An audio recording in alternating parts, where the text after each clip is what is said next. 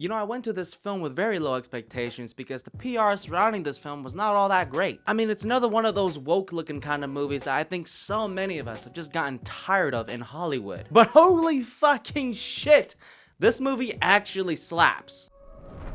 It's the wizard who should be afraid of me.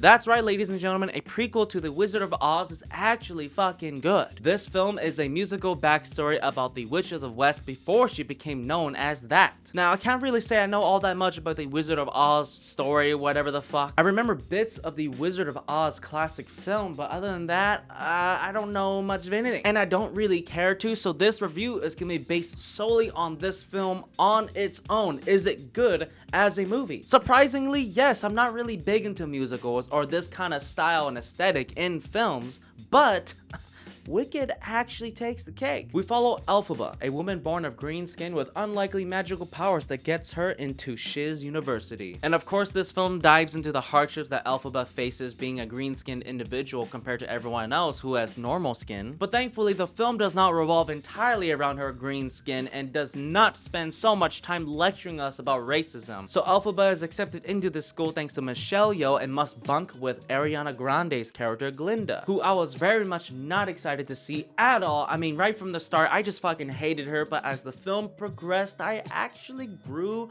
to understand why they accepted her into this role, and man, she fucking rocks. And to be honest, her real life persona really helps make this character work. So as the film progresses, Elphaba is taking private lessons with Michelle Yeoh, who is trying to teach her how to hone her abilities. But in doing so, there may perhaps be a much bigger conspiracy at play involving the people around her, potentially involving the great Wizard of Oz, who is of course brilliantly portrayed by Jeff Goldblum. I mean, the man can do any role in any kind of movie and I'd still watch it, I don't care. Let's talk about the production here because holy shit, this movie is fucking insane. If you watch the behind the scenes that have been uploaded onto YouTube, you see just how much work and love and care that's been put onto these sets. I think for many of us, we were expecting to see some trash Hollywood green screen garbage, but thank goodness they did not go that route. Instead, they spent millions of dollars building real big, huge sets that really bring this film to life, that brings this world to life, that are not only filled with whimsical people, but also talking animals, featuring Peter Dinklage as the voice of a goat professor at Shiz University. And just between you and me, I'd watch anything with Peter Dinklage because, you know, it's Peter fucking Dinklage. This movie looks fucking sexy, man, and the VFX here, whenever they are using CGI and green screen and stuff like that, it looks amazing and it doesn't take you out of the movie. This is what happens when VFX artists are given time and money to make good products. But are the musical side of things good? Yeah. It's fucking good. The musical side of things, along with the story, the narrative with its characters, is so goddamn powerful here. I mean, I cannot believe I found myself tearing up at a certain scene. And I think I know which scene we all started tearing up and choking up a bit because woo! That shit was good. Obviously, all you really need to do is just compare this film to Joker Folly Ado, and then you'll see the reason why this musical works compared to that garbage Joker movie.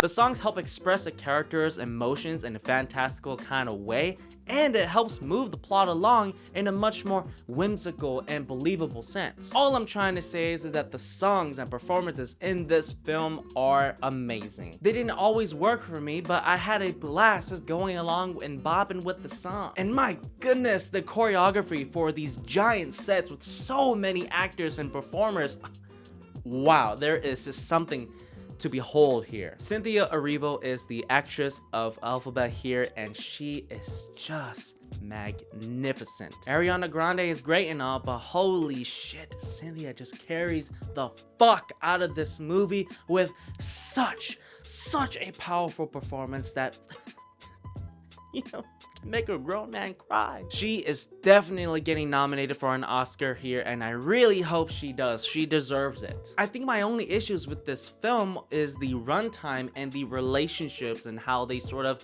end or resolve or go. Holy shit, I mean, 2 hours and 40 minutes of this was goddamn insane. I mean, that's not to say I didn't enjoy it, but whew, holy fuck. There's a lot to consume. Don't forget to add an extra 30 minutes on top of that runtime because movie theaters just love adding 2 sets of 15-minute previews. Ariana Grande and Cynthia Erivo's characters are a tale as old as time. Sometimes enemies start as friends and sometimes friends start off as enemies.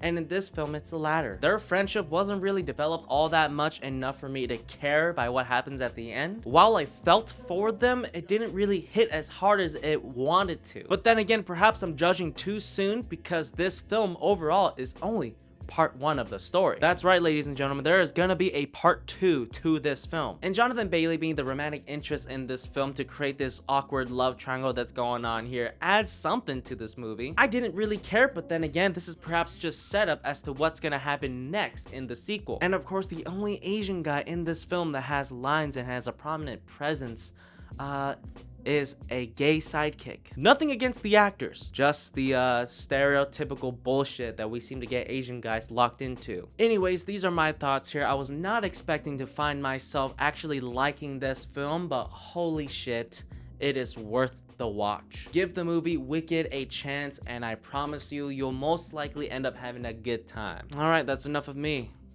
I'll catch you guys next time. So much food, so much time. So much food.